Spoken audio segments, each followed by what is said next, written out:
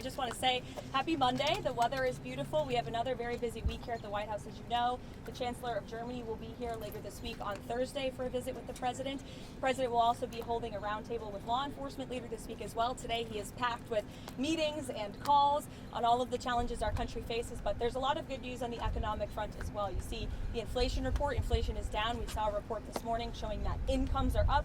Consumer confidence in May jumped to the highest it has had a month jump in 4 years. So there's a lot of good news. There's a lot of work to do, and the President's hard at it. So why don't I take a few questions? Karoline, what can you say to the Jewish community today to ensure that the White House is doing everything they can to keep them safe after the horrific attack in Boulder, and also the 2 Israeli embassy staff who were targeted just last week here in our nation's capital? Yeah, we have seen 2 horrific cases of anti-Semitic violence in our country in the last 2 weeks, and it is unacceptable to this President and this White House. And rest assured, to all Jewish Americans across our great country, this President has your back, and he's not going to allow anyone to take part in violent terrorism. It's acts of terrorism in our country, and that's what this case in Boulder, Colorado is being investigated as. Kudos to our FBI Director, Kash Patel, for immediately calling this a targeted terrorist attack. That's clearly what it was. But I'd also like to point out that this administration has done more than any administration to curb this violence and to curb illegal immigration. We secured our border in record time, but we're also tightening up our visa process and our legal immigration process. And we know that this individual, this terrorist, was allowed into this country by the previous administration, was foolishly given a tourism visa, and then was illegally allowed to stay.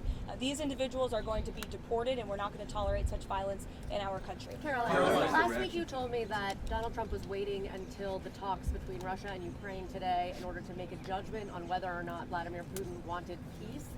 Those talks have happened. Where does he stand, and is he willing to impose additional sanctions? I'll let the President speak on that. Today, the Russian and Ukrainian delegations met in Istanbul, but the Turkish president is suggesting that it's high time that leaders, President Erdogan, President Trump, President Putin, and President Zelensky meet in Istanbul. Is that something that President Trump would support and would be partaking?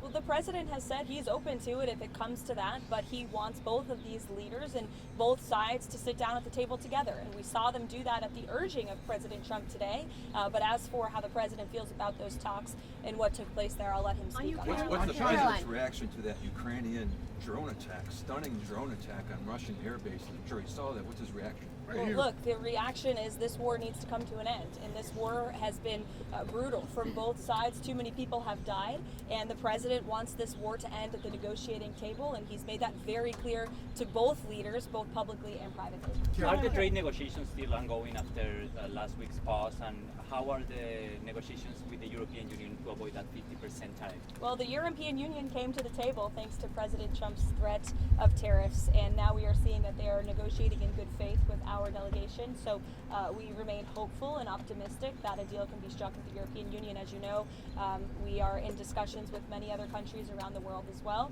who understand the need to cut a good deal with this president and the administration. And Secretary Bessay and Secretary Lutnick, Ambassador Greer continue to work around the clock on this.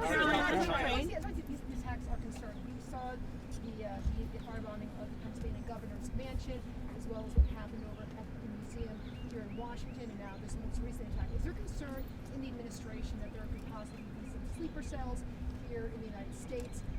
What type of pattern is the administration looking at as far as terrorist cells? Well, there's certainly a concern that the previous administration allowed way too many terrorists and illegal immigrants into the interior of our country, and that's why the Department of Homeland Security is working overtime to arrest, detain, and deport as many illegal criminals and terrorists that we can in the United States of America, and any act of violence will be prosecuted to the fullest extent of the law. On American hostages. President Trump has talked about wanting to meet with President Xi for a long time. Kevin Hassett over the weekend previewed a possible conversation between the 2 of them, including possibly this week. Has that call been scheduled, and what is the President hoping to get out of that call with President Xi? To the cameras. Well, sure. She asked about the potential call with President Xi. I can confirm that the 2 leaders will likely talk this week. And as always, when there are foreign leader calls, we will provide a readout of those calls. Karoline, Thank you, Caroline.